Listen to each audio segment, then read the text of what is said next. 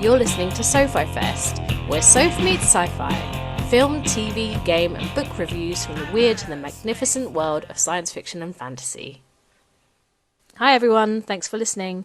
In today's episode we'll be looking at Circle, the 2015 science fiction horror film, not to be confused with The Circle, which is probably a much better film. There's not that much to say about this film. There was one actress who I recognised called Judy Benz, who used to be in Buffy the Vampire Slayer. She was one of the vampires, like a prominent vampire. Oh, she's the vampire who creates Angel. So, you know, pretty famous. You know, famous to me. I love Buffy the Vampire Slayer. Love. But besides that, I think none of the actors and actresses are particularly well known.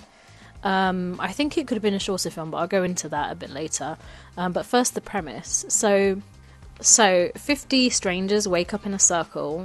They're standing on these red dots, and they quickly realise that there are like certain rules that they need to abide by if they're going to survive. And those rules are: you can't leave, you can't touch one another. If you walk off of this dot, you'll be zapped, basically to your death. Obviously, people start to panic, and then they realise what the rules are.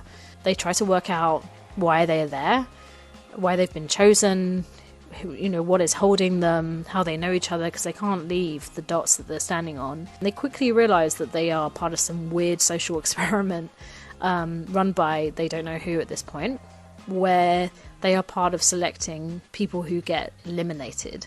When they wave their hands and they gesture in certain ways, it will point at people who should be eliminated, and then those are the people who are chosen. So after that, they become very strategic about who they are choosing, and they think that if they work out why they're there, that someone or something will let them go, that maybe it's a test. In order to give themselves more time, they come up with a sort of vague plan where the first people to go will be like the elders, because they logically would have been the next people to die, which is ageist and horrible. Time is dwindling down, and their real natures start to come out. So they go through like this, I guess, what they think is a hierarchical list. Vulnerable people, or people who have some form of disabilities, maybe immigrants, people who can't defend themselves properly. They want to like prolong the lives of people who are much younger, like children, and there's a woman with a baby, an unborn baby in her stomach. All the worst traits of humanity start to come out, because they start to realise, I guess, that there is nothing they can do, that they are most likely going to die. They also work out that some people know each other. They wonder if there is a special reason they have been chosen. They try to connect the dots between them. There are people who I would say are like stereotypes.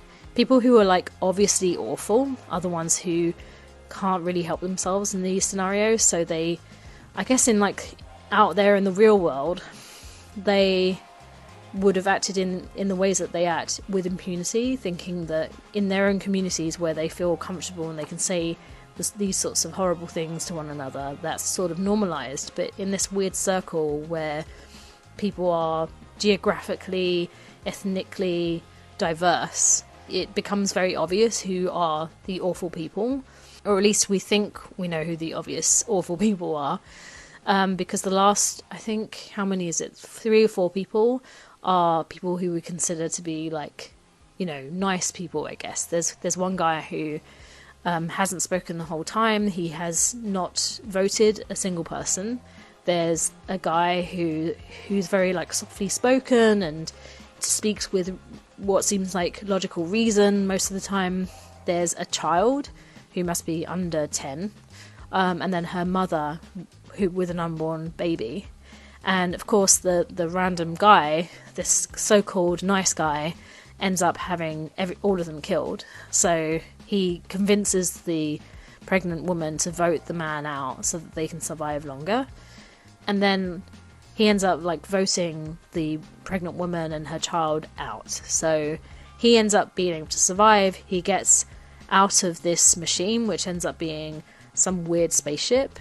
And I guess the moral of the story is that no one is special in this. They are all chosen probably because they're geographically in a close area at the time when these things pick them up, because what he sees are just loads of ships just testing people apparently. The idea is that the best of the best manage to survive. It's like survival of the fittest. Or maybe it's just, the person who has the best instincts, because the person who ended up surviving, we don't know what he's like in his personal life. I don't think anything like that came up. He kept very much under the radar and managed to squeak by, just not being obvious about being awful, like a lot of people. He was a sneaky mofo. They were trying to eliminate a number of social issues that we have. Classism, racism, homophobia, ageism, etc, etc. I see what they were trying to do, but it was quite a long film and could have been made a lot shorter and said the same thing. Looking at like reviews and stuff, a lot of people are comparing this to the Squid Game, but there's just, I don't know, there's a lot missing in this. There's a lot of story writing that is missing about these characters. Everything that you find out about these people are superficial, and maybe that's, on purpose, because they genuinely don't have enough time to find out anything else apart from superficial things. They do go around at one point and they ask each person, "Oh, tell me about yourself," and this woman's like, "I have this many cats, and I this is my occupation," and most of the things are quite superficial. There's something to be said about that, like humans are just not very interesting. Is that the message? I don't know. In any case, I think it was trying to highlight some sort of social issues that exist in society. I just think that a 30-minute film or less would have painted the same picture. I feel like I see what they were trying to do, but I'm also left with this feeling like, what was the point? I think that films like The Squid Game paint that sort of, I don't know, like how sad the characters that are playing this game are in a better way. Like it's better written, but in this I kind of didn't care. I didn't care that they were dying, because they were just so, and maybe that's the point, because most of them were just like pretty bad people, and then a lot of them were just mediocre. So yeah, I guess that's it. It's a really quite short one today.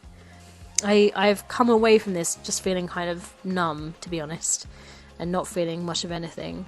I guess that's why I'm like, I wouldn't really recommend the film.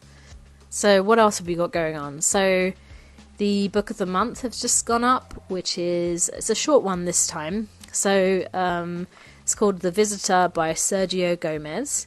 Has themes of like Christmas and aliens and horror, and it's quite an easy read, so under 2 hours. So if you want to partake, then feel free to read along and let me know what you think. You can let me know on Threads or on this podcast comment section, or send me an email or whatever you want, or you can not tell me what you think and you can tell yourself. I don't mind. I would like to hear from people, to be honest, because I like talking to people, but up to you. That's it really. It's a short one this time, and I'll see you next time. Bye.